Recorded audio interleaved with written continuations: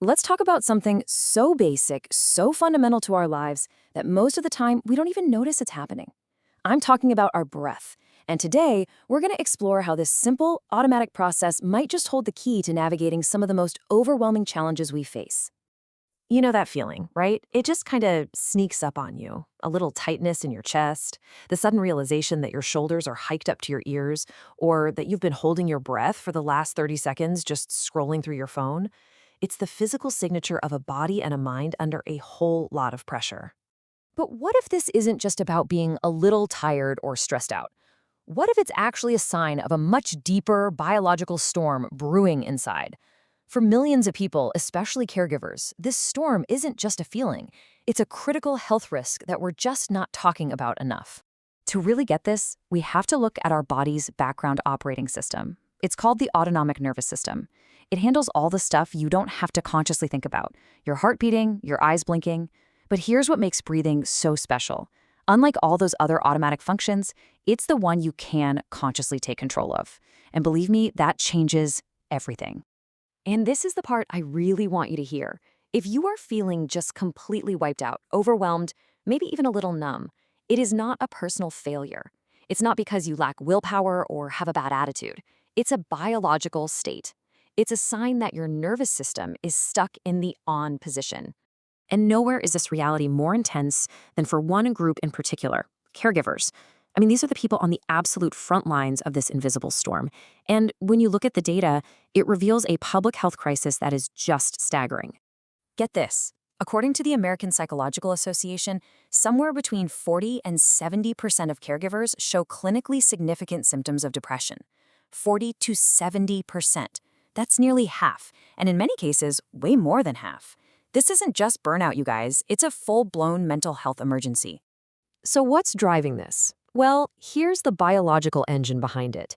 Caregivers are twice as likely to be dealing with chronic, unrelenting stress compared to people who aren't caregivers.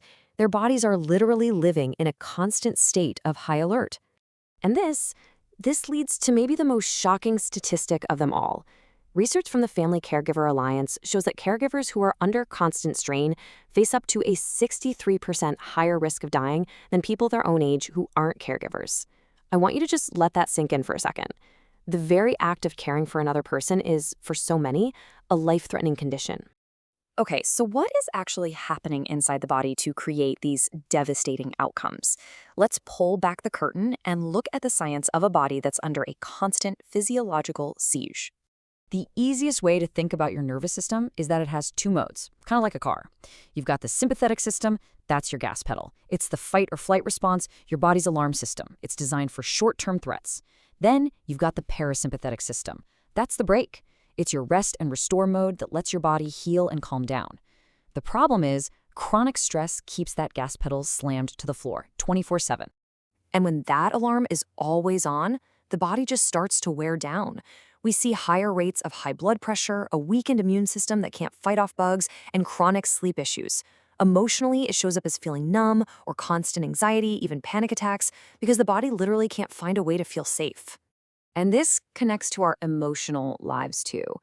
Caregivers especially often live in this state of what's called anticipatory grief. You know, that sadness for a loss that hasn't happened yet, but you know is coming. And that emotion, it doesn't just disappear. It gets stored in the body. It gets physically held in the tense, shallow pattern of your breathing. So, yeah, the situation can feel pretty bleak. I get it. But this is where the whole story pivots. Because hidden inside this biological trap is a simple biological key.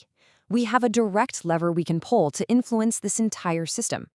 So the real question becomes, when you're up against a physiological storm that sheer willpower can't fix, what's something real, something tangible you can actually do right here and right now? The answer is so simple, it's almost profound. You can change the way you breathe, intentionally, on purpose. And this isn't just about relaxing, it's about regulating. It's about grabbing that one lever you have to manually override your body's alarm system. And let's be really clear here, this isn't some fluffy new age trend. This is a battle-tested, clinically proven tool. We're talking about elite operators like the U.S. Navy SEALs using breath control to stay calm in life-or-death situations. We're talking about groundbreaking research from Stanford showing that specific breathing techniques can significantly reduce PTSD symptoms in veterans. Why does it work? Because it's not philosophy, it's pure physiology. Okay, so let's get practical. Let me show you one of the most effective techniques you can use anytime, anywhere, to start hitting the brakes on that stress response. It's called the 4-7-8 breath, and it's incredibly easy to remember. First, you just breathe in quietly through your nose for a count of 4. Then, you gently hold that breath for a count of 7.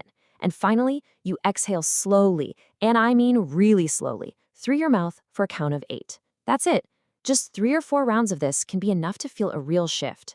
So what's actually happening when you do this? Well, that long exhale, that's the magic trick. It directly stimulates something called the vagus nerve, which is like the superhighway of your rest and restore system. You are literally manually tapping the brakes on your body's stress response. It slows down your heart rate, it dials down that fight or flight noise, and it creates a moment of safety inside your body, maybe for the first time all day. And this brings us to what I think is the most empowering part of all of this. This is not about adding another complicated thing to your already packed to-do list. It's about recognizing and using a power that you already have inside of you. So let me just say this again, because it's so important. You simply cannot power through a dysregulated nervous system. You can't just motivate your way out of a biological reality. The only way to deal with a biological stress response is with a biological tool. And your breath? Well, that's the most immediate and powerful one you've got. You know, there's this beautiful idea that some doors, the ones that lead to real peace, to release, to resilience, they can only be opened from the inside. Your breath, that is the key to one of those doors. It is the internal switch that can literally change your internal world. So I'll just leave you with this question to think about.